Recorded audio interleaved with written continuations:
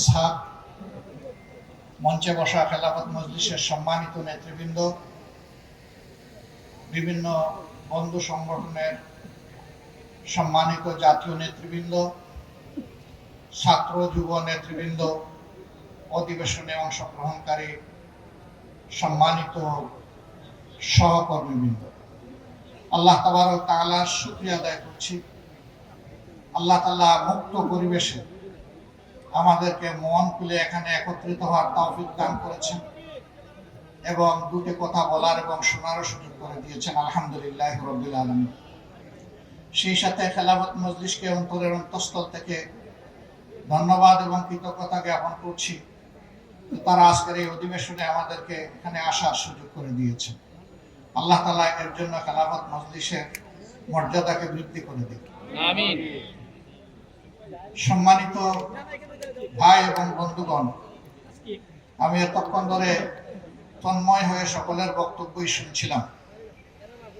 কথা একটাই এসেছে, আলটিমেটলি আমরা একটা নতুন পরিশীলিত পরিবর্তিত বাংলাদেশ চাই।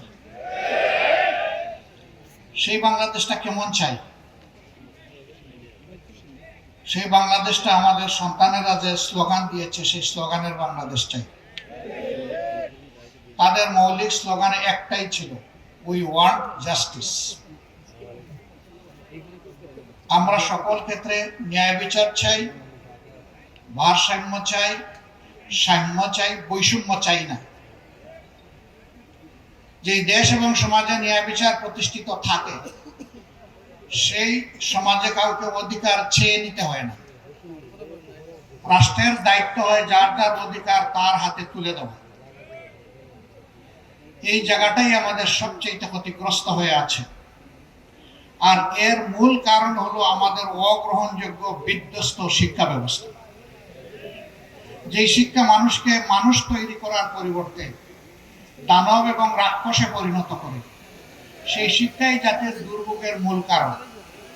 এই জায়গাটাই রাষ্ট্র সংস্কারের জন্য সর্বপ্রথম সর্বাধিক গুরুত্ব দিয়ে আমাদেরকে হাত দিতে হবে। যদি আমরা সত্যিকার অর্থে একটা জাস্ট বাংলাদেশ আমরা চাই, শিক্ষার এই পরিবর্তনটা আংশিক নয়, বড় ধরনের পরিবর্তন এখানে লাগবে। অন্য কথায় বলতে গেলে একটা রেডিক্যাল পরিবর্তন লাগবে।